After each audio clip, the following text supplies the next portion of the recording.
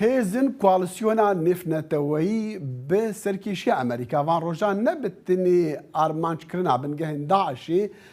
مژولون و کارژێرە دکن لێ بە لێ کارێکی دێژی لێ پێشوانە هەیە ئەو ژی هەوڵدانا یەکگرتنا هێزین پێشمەرگن هەریما کوردستانە عێراقیە بەری هەفتەیەکی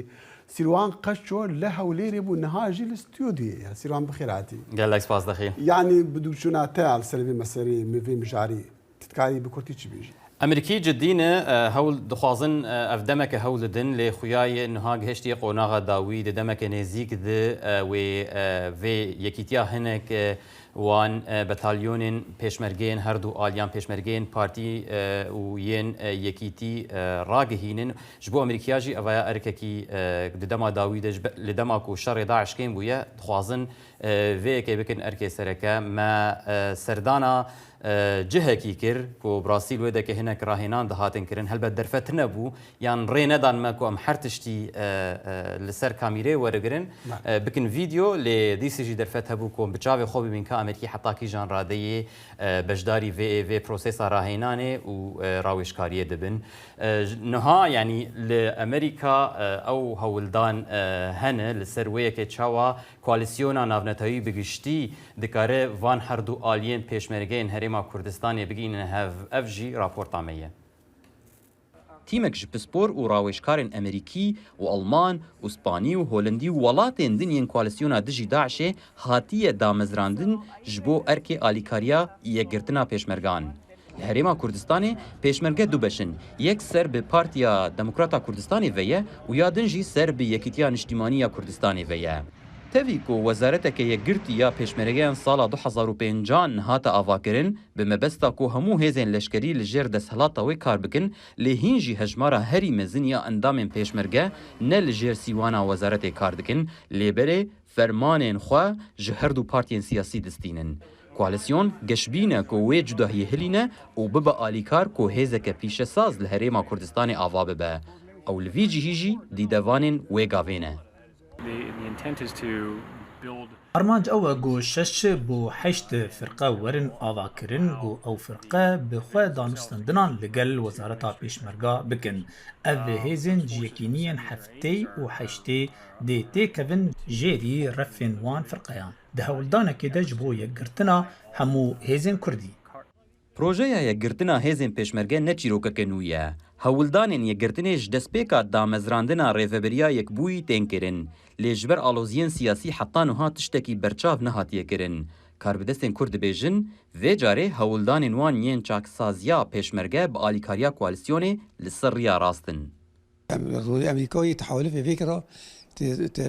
çaksazî de rolekî herî esasî karin digel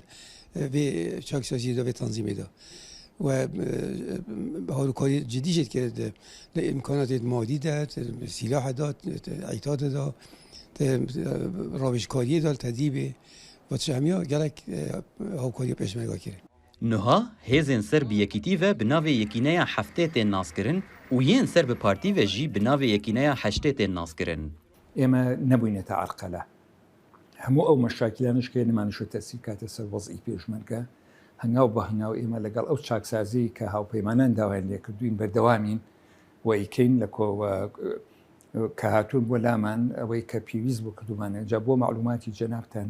ئێمە کۆمەڵی لیوای خۆمان یعنی هەموو خصوصە سەر وەزارەتی پێشمەرگە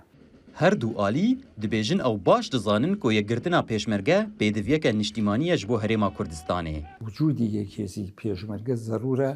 و کە تاو کاتی داعش و تیرۆریستانیش مابن ئێمە پێویستمان هەم هێزەکەمان یەکگرتوو بێ هەم پشتیوانیەکی چاکە بۆ هەموو لایە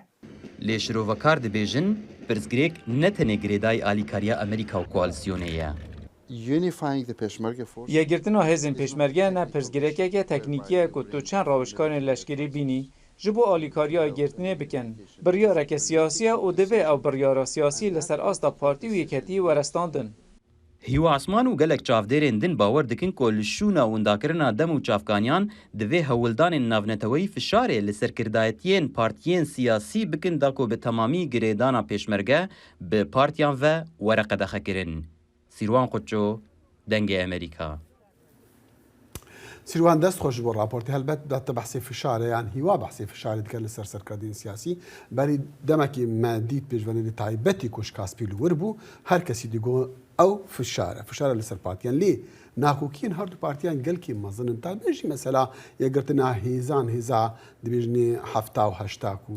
گەلکی تایبەتن یعنی ئەف نابە ئاستەنگ لە پێشپلانین یان کاری ئەمریکیان دە هەرێمیدا ئەمریکی باوایەکی پراکتیکل مەسلەی دەنش بەرلو ئاوایەکی جدیژی بەرێ خۆ دێنێ مەسلەی ڕاوێژکاری و پێشکەشکردنە ئالیکاریە ئەو دەبێژن ئەم نکارن بدە هێزار کار بکەن نهال کوردستانی وەختەژی گوت دیەکی نێن سەرەکە هەنە یەک سەر یەکیتیڤە یەک سەر بە پارتیڤە و بۆ ئەمریکا دەمەکێدا دەهاتەکردن ئاستا حەری بلند یا شەڕێ داعش ئەمریکی مەجبور بوون کۆ بۆ یەکێ چاوێ خۆ سەروەیەکێ بگرن لێ نوها دەبێژن نوها حتا ڕادەیەکی ینی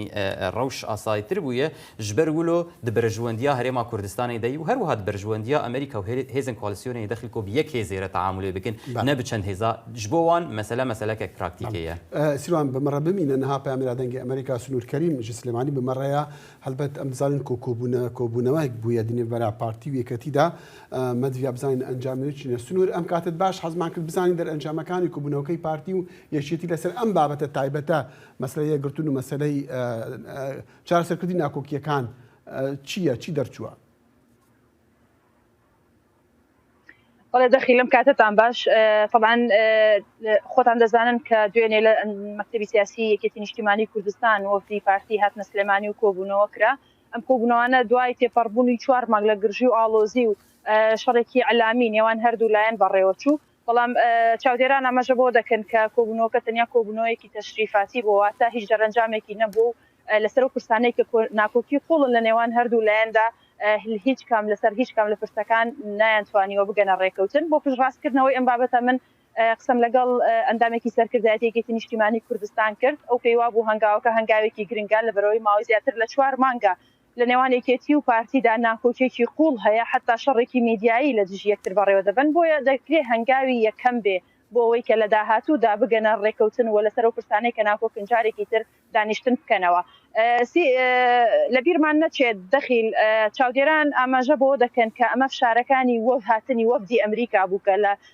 لە 16 مانگ وەفدێکی ئەمریکی بە سەرۆکایەتی برێتمەگۆر کاتنە هەولێر و لەگەڵ بەشێک لەلایەنە سیاسیەکانی هەرێمی کوردستان بە دیاریکراوی یەکێتی نیشتیمانی کوردستان و پارتی دیموکراتی کوردستان کۆبوونەوە بۆیە تەنیا دەڵێن چاودێران ئاماژە بۆ دەکەن بۆ ئەوەیە کە وا پیشان بدەن بە جیهانی دەرەوە کە ئەمان لە ئێستادا لە شێر فشارەکاندا توانیویانە کۆبوونەوە بکەن بەڵام بەداخەوە وەکۆی کە لە بەیاننامەکە شابینی ئاماژە بۆ کراوە دەرلەوەی کە دەرەنجام نەبووە تەنیا ڕێکەوتن کراوە لەوەی کە سەر جارێکی تر لە ماوەیەکی ترا کۆبوونەوەیکی تری نێوان هەردوو لایەن بەڕێوە بێگومان دەڵێن کە قسەکردن و دانیشتن زۆر باشتر لەوەی کە شەڕ بکەنەوەوانە ینی بڕیار بدەن یان وەکوڵی بڕیاری ئەوە بدەن کە جارێکی تر دابنیشن هەنگاوێکی باشە منیش وا دەڵێم بەڵام سنوور نکۆڵی لەوە ناکرێکە ناکۆکیەکان و کاکسیروانش باسی کرد زۆر قوڵن بابەتی هەڵبژاتن یەکێک لەو بابەتانەیە کە ڕێکەوتن لەسەر نییە لە بینی ئەو دوو پارتەدا با بۆچوونی تۆ و بە ئەوەی کە قسەت لەگەڵ چاودێران کردووە چۆن ئەم بابەتی هەڵبژاتن ئەبێ چارەسەر بکرێت دەخیل تەنیا بابەتی هەڵبژاردن یەکە ناکۆکیەکانی نێوان یەکێتی و پارتیە بەڵام هەڵبژاردن تەوەرێکی سەرەکیە کە یەکێتی نیشتیمانی کوردستان بە تایبەتی کێشەی لەسەر ئەو 11 کورسی پێکهاتە جیاوازەکان یان پێکاتی کۆتاکان هەیە کە مەسیحیەکان بۆ نمونە 5 کورسی لە ئەوانە بن من دوێنێ دەخیل چاوپێکەوتنم لەگەڵ دوو هاوڵاتی مەسیحی لەگەڵ هاوڵاتێکی مەسیحی و هەروەها پەرلەمانتارێکی لایەنە مەسیحیەکانیش کردووە طبعا ئەوانیش بە جۆرێک لە جۆرەکان دابەش بوون بەسەر هەژمون و ئەجێندای حیزبەکانە بەشێکیان کە ئەوانەی کە لە پەرلەمانن کە بە نزیک لە پارتی دیموکراتی کوردستان حساب بکرێن پێیان باشە کە لە چوارچێوەی یەک بازنەدا هەڵبژاردننی داهاتوو مەسیحیەکان تێدا بەشداری بکەن لەبەرەوەی پێیان وایە ئەگەر دابەش بن بەسەر چەند بازنەیەەکە مافیان نەخورێ لە هەمان کاتدا ئەوانەی کە نزیک یەکێتی نیشتیمانی کوردستان حساب بکرێن پێیان وایە کە دەبێت هەڵبژاردنەکان دابەش بکرێن بەسەر چەند ناوچەیەکە و پێیان وایە لە سنووری سلێمانیدا مەسیحیەکان بە شێوەیەک لە شێوەکان مافیان خوراوە چکە هیچ نوێنەرێکیان نییە ئەمە یەکێک لەو تەوەرە سەرەکیانەیە کە یەکێتی و پارتی بە دیاریکراوی کێشیان لەسەرێ من دوێنێ قسەم لەگەڵ چاودێرێکی سیاسیا کرد لەسەر و بابەتە دەڵێت کە یەکێتی داوای کردووە لەو 11 کورسی کە کورسی کۆتاکانە لانی کەم 3 کورسی بۆ یەکێتی نیشتیمانی کوردستان بێ و لەژێر هەژمون و کاریگەری بڵێن ئەوانە بنواتە ئیتفاقیان لەگەڵ یەکێتیە هەبێ بەڵام دەخیل ینی بۆ خاوبوونەوەی ناکۆکیەکان پێم وایە ناکۆکیەکانی نێوانە و دوو حیزبە تەنیا ئەمە نییە زۆر بابەتی تر هەیە هێزەکانی پێشمەرگە یەکگرتنەوە هێزەکانی پێشمەرگە کە کاکسیروانیش باسی کرد من چەند ڕۆژێک بەر لە ئێستا لەگەڵ مستفا چاوڕەشیش قسەمان کرد ئەویش ئاماژەی بەوە کرد کە هەرچەندە هەنگاوی زۆر جددینراوە بە دقیقی بە ئێمەی گوت کە بە نزیکەی 10,000 پێشمەرگەی هێزەکانی هەفتا خراوەتەوە سەر وەزارەتی پێشمەرگە بەڵام ئەمە پێویستی بە هەنگاوی زیاتر هەیە پێویستی بە هەنگاوی استراتیژی هەیە و لێ تێگەیشتنی زیاتر هەیە چاودێران چۆن باسی دواڕۆژی ئەو هەرێمە دەکەن ئەگەر هاتوو ئەم دوو لایەنە یعنی ئەم دوو حزبە ڕێک نەکەون بەڵێ دەخیل طبعا چاودێران نیگەرانن لە دۆخەکە لەبەرەوەی پێیان وایە لە ناکۆکی نێوان ئەو دوو لایەنە بەگشتی خەڵک بە تایبەتی زەرەرمەند بووە و هەڵوێستێکی سیاسی هاوبەش لە بەرامبەر پرسەکان لە بەرامبەر بەغانیە بینیمان لە هەفتەیە لە دوو ڕۆژی ڕابردوو دادگای اتحادی محکمەی اتحادی کە بڕیاری لە دژی ناردنی 400 ملیاری ساڵی 2022 دا ئەمە بەشێکی بۆ ئاگەڕێتەوە کە بەداخەوە هێزە کوردەکان لە نێوان خۆیاندا ناکۆکن واتە کۆگنین و پاکێجێکی هاوبەشیان نیە بۆ داکۆگیکردن لە مافی هاوڵاتیانی هەرێمی کوردستان بۆیە ئەمە زەرێکی زۆر لە هەم لە پرسەنەتەوەیەکانەدا هەم لە پرس و دەستکەوتەکانی گەلی کوردەدا هەم لەوەی کە 33 ساڵە مەسەلەن خەڵک خەباتی کردو خوێنی ڕشتۆ بەڵام ئەم دەستکەوتانەوە بە ئاسان خەریکە بەهۆی ناکۆکیەکانی ئەوانەوە هەڕاجەکرێن بۆیە داهاتوی هەرێمی کوردستان بەداخەوە دەخوێنرێتەوە کە بەرەو خراپی بڕوە بەم شێوەیە بەردەوام بێت. سنوور بە کورتی چی بە بابەتی ئەوەی کە دادگای فدرالی بڕیاری داوەکە ئەو پارەی کە بڕیار ببرێن بۆ کوردستان ڕایان گرتووە چی هەیە دوێنێ و ئەمڕۆ چی هەیە لەسەر ئەو بابەتە؟ طبعا هەڵە تێگەشتن هەیە بڕی ئەو 400 بەڵێ دەخیل هەڵە تێگەشتن هەیە دەمەوێت بڵێم ئەو بڕی ئەو 400 ملیارە پەیوەندی نییە بە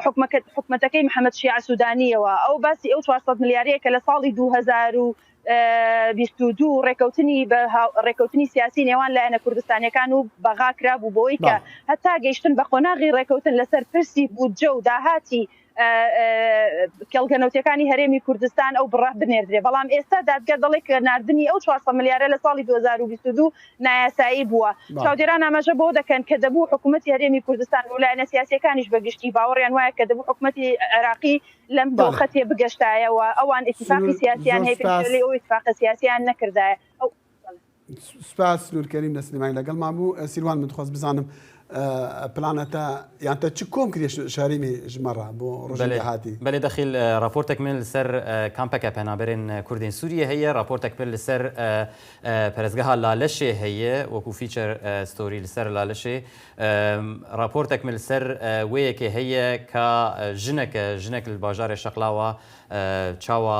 واینێ یان کۆشەرابێ دروست دەکە و چەند راپۆرتێن دن یەنج بۆ ماڵپەرێژی هەنە باڵکێشن دەست خۆش ینی بابەتێن باڵکێشن هیدارن بان ڕۆژان ببینن سیروان گەڵکی سپاس سنوور سپاس بۆ تۆش دەستەکانتان خۆش